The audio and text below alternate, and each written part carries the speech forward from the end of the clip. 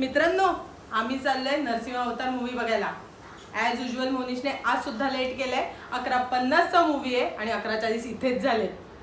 मी मोनीचा perfume पण चोरलाय. जायचं आपण मूवीला. अरे काही आउटफिट वगैरे आमचा छावा दिसतो ना, पासपोर्ट साईज छावा. हे जाऊ इथून नाही, इथून बघा. मी जास्त छान. गचा प्लीज. सो आम्ही फायनली पिक्चर बघून आलो आहे आणि एक्सेप्शनल भाई. म्हणजे मी तुम्हाला सांगू, ॲनिमेशन, स्टोरी, एक तर 2 अवतार. मी फक्त नरसिंह अवतारचं एक्सपेक्टेशन करून गेलेलो आणि वराह अवतार पण बघायला मिळालं. ॲनिमेशन इतकं बाप होतं की म्हणजे माझ्या डोळ्यातून कंटिन्युअसली पाणी येत होतं.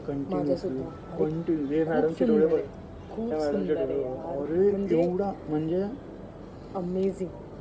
म्हणजे ना मी खरं सांगेन की तुम्ही खरंच ज्यांनी जाऊन ॲनिमेशन बघा. केलंय, ज्यांनी डायरेक्ट केलंय मूवी, हॅट्स ऑफ भाई, हॅट्स ऑफ. जो आतापर्यंत लोकांनी श्रीरामाची मूवी बघितली, श्रीकृष्णाची मूवी बघितली, सिरियल बघितलं, पण नरसिंह अवतारावरती आणि भक्त प्रल्हादची खूप गोड घेतले का भक्त प्रल्हाद. खूप सुंदर आहे. म्हणजे त्यांचे हावभाव आणि सुद्धा बाकी तसेच सगळं जाऊ दे, देवाचे एक आभार मानायला पाहिजे.